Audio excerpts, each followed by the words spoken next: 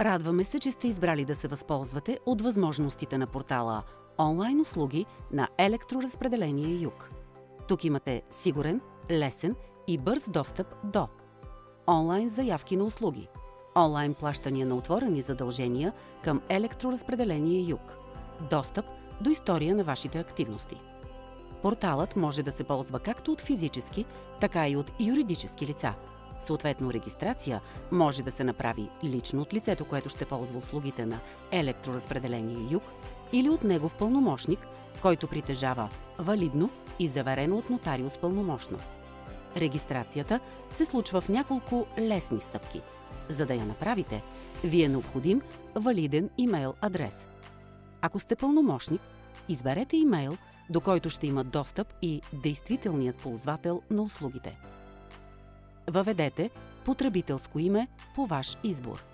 То трябва да бъде изписано на латиница и да отговаря на изискванията, посочени в допълнителната информация. Изберете парола от минимум 6 знака. За по-високо ниво на сигурност препоръчваме паролата да съдържа големи, малки букви и цифри.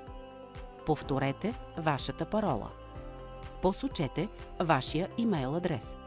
Уверете се, че е изписан правилно. Въведете показания код за сигурност от сивото поле.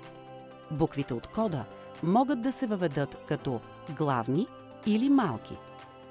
Прегледайте въведените данни и се уверете в тяхната коректност. Едва след това натиснете бутон «Регистрация». При успешно попълване на формата, на екрана се появява съобщение, което ви препраща към вашата поща за потвърждаване на регистрацията. За да завършите регистрацията, е нужно да верифицирате вашия имейл. Влезте във вашата електронна поща и отворете съобщението от ЕР-Юг онлайн услуги. Последвайте линка в съобщението, за да верифицирате имейла си. Линкът е валиден 24 часа от момента на получаването му. След успешна верификация, вече можете да влизате в платформата онлайн услуги от бутона «Вход» на сайта на Електроразпределение Юг, като използвате вашето потребителско име и парола.